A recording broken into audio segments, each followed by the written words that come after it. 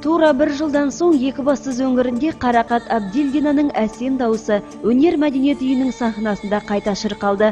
Екібастұздықтармен қайта қауышқан күміс көмей әншіміз өмірлік серіктесі, продюсері Қыдырәлі Болмановпен арнайы келді. Және қазақтың қара домбырасының үнін қазіргі заманға сай көркемдеуді мақсат тұтқан Қыдырәлінің есімімен тікелей байланысты Ұлытау тобы да өнер көрсетті. Біздің концерт тірілей өтеді. Тірілей өткеннен кейін ол үлкен дайындыққа жетеді. Тірілей өткеннен кейін ол басқа да жай фонограмма қоятын аппаратура емес, басқаша аппаратураның қажет, яғни шығын екі есе үлкейеді. Бірақ тірілей концерт бергеннен кейін келген адамдардың басқаша әсер алып кетеді, басқаша энергетика алып кетеді. Біздің жалпы мүддеміз ол ұлттық дүниелердің қазіргі заманға лайықталғаны бар, бұрынғы дәстүрі бар, соның бәрін қосып отырып көрсетіп, жалпы ұлтымыздың өнердегі биіктігін көрсету. Ол биіктігін көрсеткен кездегі келген адамдар міндетті түрде рухани азық кетеді. Әрине, бұған залға жиналған қауым куә болды. Тек біздің өңірімізде ғана емес, жалпы барлық қалаларға концерттік бағдарламалармен шығатын олар тыңдарманға өз ән күйлерін жанды дауыспен жеткізуді мақсат тұтады. Жалпы саны 12 адам болып келген өнерпаздар ұжымы көрерменнің көңілінен шыққаны сөзсіз. Оны жиналғандардың аямай соққан шапалақтарынан аңғарғандай болдық.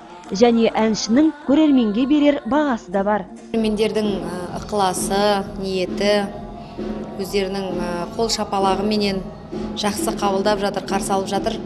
Өнер адамдары әншілер үшін басқа бақыт, басқа ешқандай да құрметтің, сый-сияпаттың керек жоқ деп ойлаймын. Осы көрермендердің жүзіндегі күлкіні, қуанышты сезінген кезде нағыз ән кешінің өз деңгейінде, жақсы деңгейінде өтті деп айтуға болады. Себебі әнші менен көрерменнің арасында байланыс болмаған кезде ол концерт емес.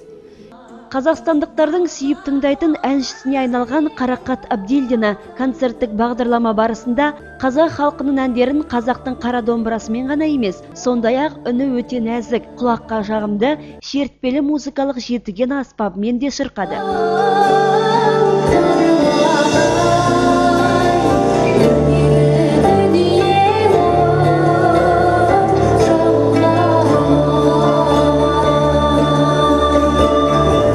Кезекте сахна төріне отандастарының патриоттық сезімдерін оята білген Ұлытау тобы шықты. Атаулы топ әу бастан ақ қазағымыздың домбырасын, күйлерін әлем халықтарына танытуды мақсат тұтты.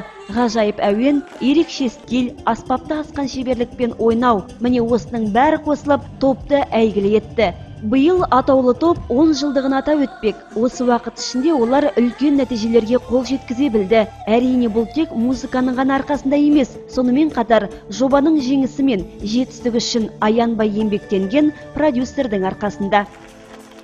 Еліміздің рухани, яғни идеолог жолын жоғары көтеру, елімізді шетелге таныстыру және Ұлытау арқылы бренд жасау басты мақсат. Осы күні Ұлытау тобы екібастұздықтарға тосын сый жасады. Олар әлі аты қойылмаған шығарманы жұртшылыққа паш етті. Жаңа сахнада біз жаңа шығармамызды ең алғашқы тыңдарман ретінде орындадық. Біздің бүгінгі сыйлығымыз сол, аты қойылмаған.